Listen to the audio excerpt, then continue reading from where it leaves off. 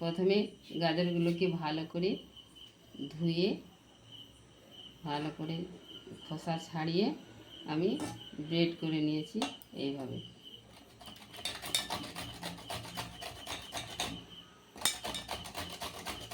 আমি নিয়েছি তেজপাতা, ঘি, এলাচ, কাজু আর দুধ নিয়েছি আর চিনি। এবার প্রথমে আমি ঘিটা দিই।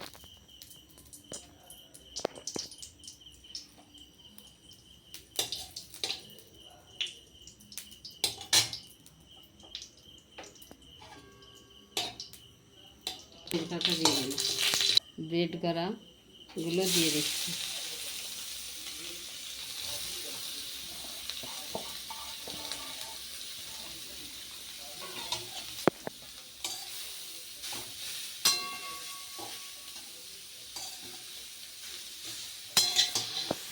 এটাকে ভালো করে একটু নাড়াচাড়া করে নিচ্ছি।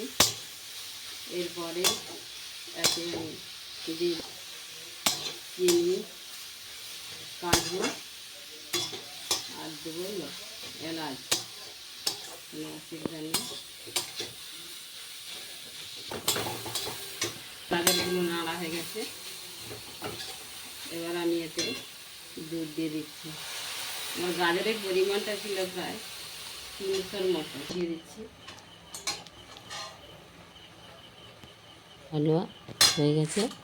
এবার পরিবেশন করবেন, এইভাবে করে দেখবেন।